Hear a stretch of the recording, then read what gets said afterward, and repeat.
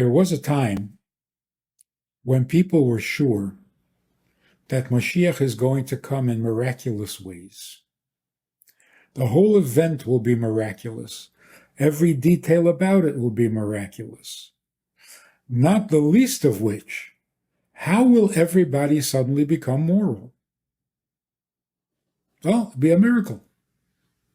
A miracle will happen, and all the bad guys will die, all the good guys will remain.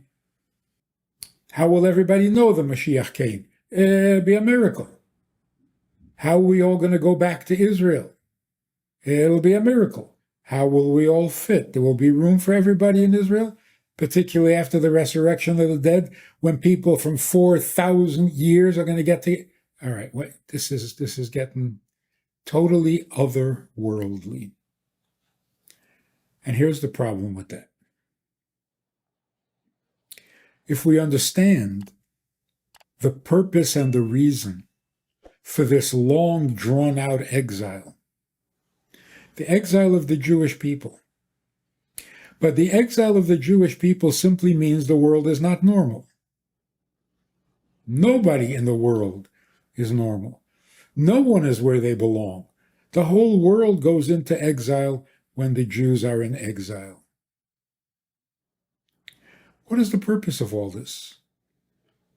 Wars, uprooting civilizations.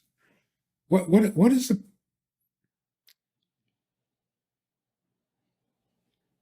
In fact, what is the purpose of the enslavement in Egypt, the coming out of Egypt, the event at Sinai, the revelation, the Ten Commandments?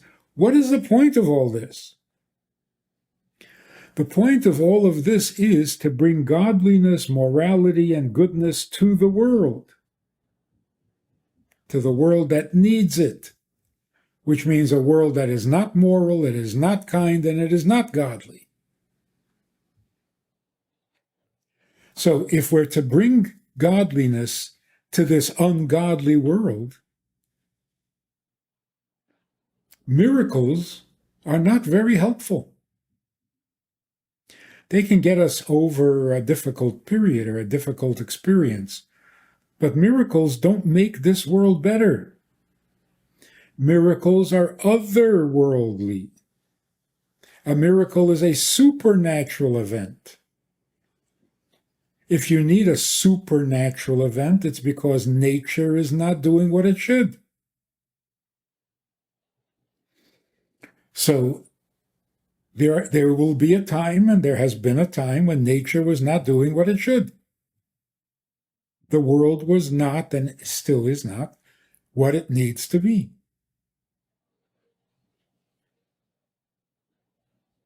But because of our efforts, through our devotion, because of our service of God, we bring heaven down to earth, we bring God down to earth.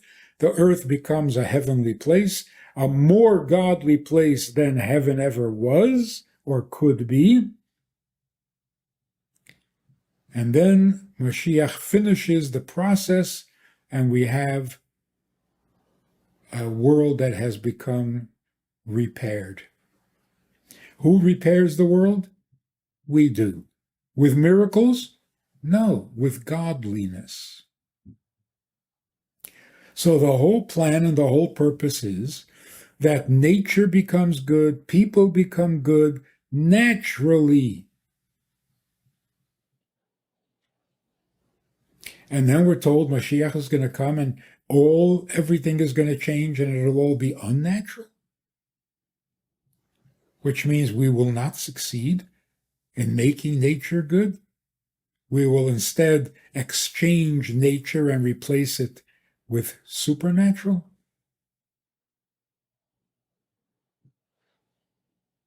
That's not good news.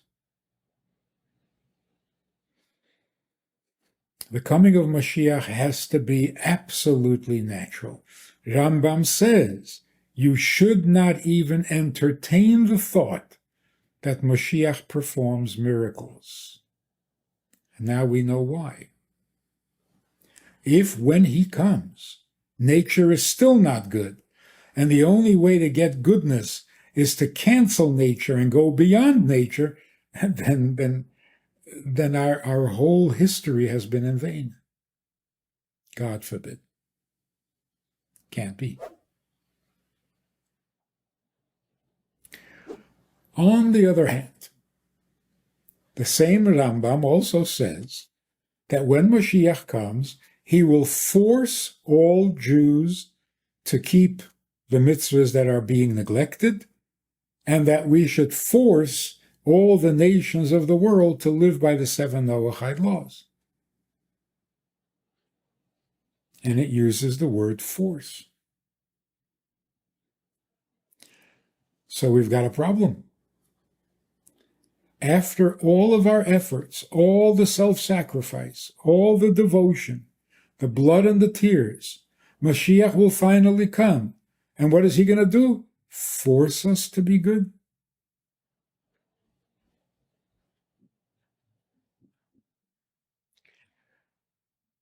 The Rebbe explained it, because it can't mean literally. It can't mean force against our will. Because if we still don't want, then we're not ready for Mashiach. Here's how the Rebbe explains it. A human being has freedom of choice. If I want to take away your freedom of choice, what can I do? How do I take away your freedom of choice? Well, the best, the simplest, direct approach is put a gun to your head and say, do what I'm telling you to do, bow to the idol, or I'll shoot you. Convincing? Pretty convincing. But when you think about it, you haven't forced me to do anything. You can't. If a person says, do this or I'll kill you, you're giving me a choice. And I'm going to make a choice. And if I don't want to do what you're telling me to do, I won't do it. You're going to shoot me? Go ahead. You shoot me, you don't get what you want. I win. See, you can't make me do it. In other words, the threat of pain, the threat of death, cannot take away my freedom of choice. It can make me lean towards one way or the other, but in the end, I decide. If you don't obey the laws of the land, we're going to throw you out of the land. I've taken away your freedom of choice? Not at all. I'm not going to do it. Throw me out.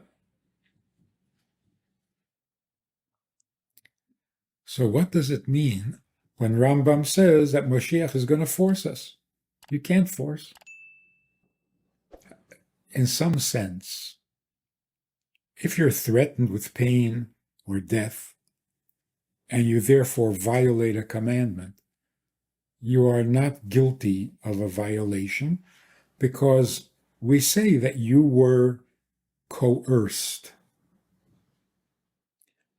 So, of course, on a certain level, it does infringe on your freedom of choice, but not in the ultimate sense. Ultimately, you're making a choice. So when we read in the Shema, you should love God with all your heart, all your soul, and all your might. All your heart means wholeheartedly, not dual loyalties. All your loyalty is to God and nowhere else.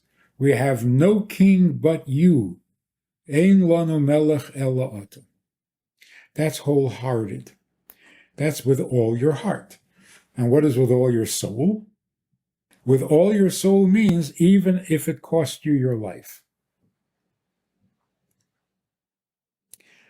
So you serve God wholeheartedly, no other God, no other agenda, and you do it even at the cost of your life. Well, beyond that, in addition to that, you should also serve God with all your might. Well, what in the world does that mean? I already gave up my life. What more do you want? And it's not like I regret I have but one life to give for my country. Giving 2 lives is the same as giving 1 life. You just do it twice. So what does it mean with all your might? What more devotion can there be than giving up your life?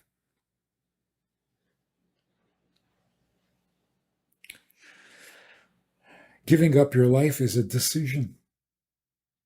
You could have chosen to bow to the idol or convert to another religion and stay alive. If you give up your life, there's a certain choice, a certain decision process. It could have gone the other way. You could have made the opposite decision. With all your might means you had no choice. You can't. You cannot do something that God does not approve of. And there's no choice involved. So there could be no other outcome. That's called forced. So what can force a person in the truest sense of the word? Only one thing. If the truth is so obvious that all the rest of creation, everything in creation, is all insignificant, totally unnecessary because it didn't exist, what would be so terrible if it continued to not exist? So all my needs, as we've spoken many times, they're nonsense. They're not necessary. It's nothing. On the other hand, God's purpose, God's intention, God's need, God's will, that's everything.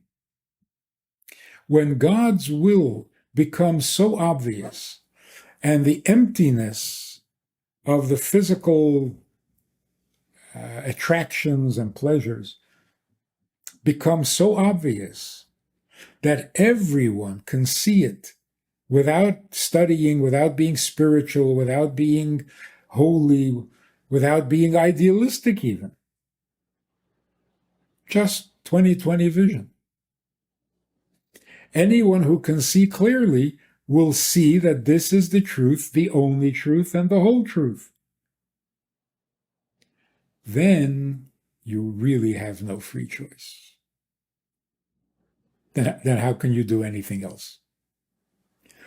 That is more compelling than a gun to the head.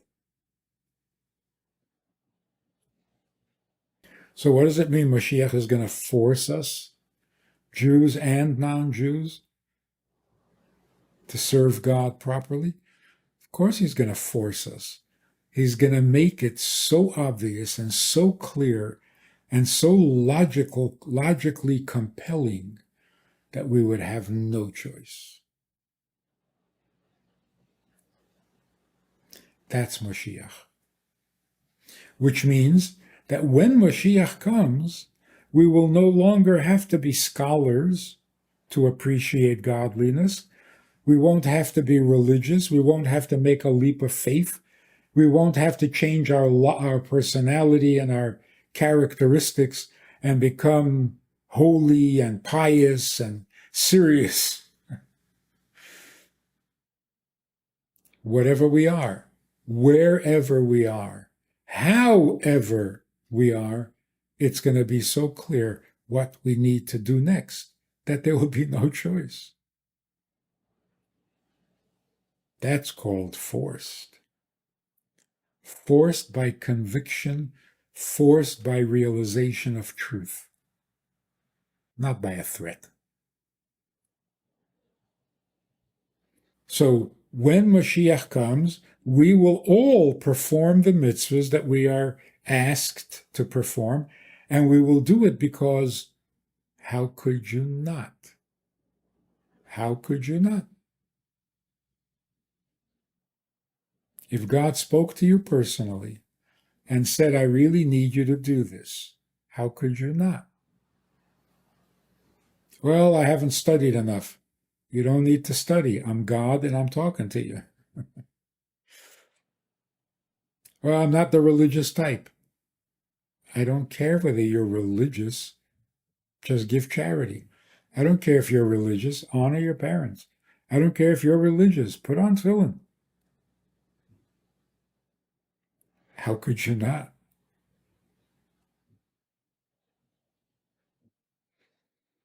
That's what's going to happen when Moshiach comes.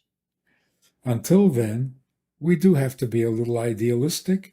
We do have to try a little bit to get beyond our lazy natures. And we do have to study, discuss, think about it, and bring ourselves to the realization. Once Mashiach comes, the realization will be involuntary, which will be nice, but it's not the best.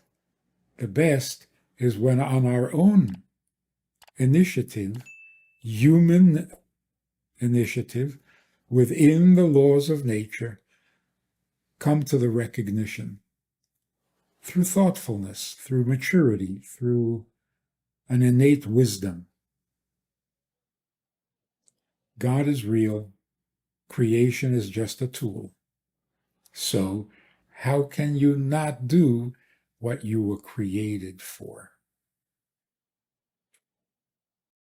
If you enjoyed this conversation or this topic, and you're looking for more information, or you want to hear it again from another angle, there's a way to do that. And that is in this book. It's all there. Order it from Amazon. You can read it, reread it, and share it.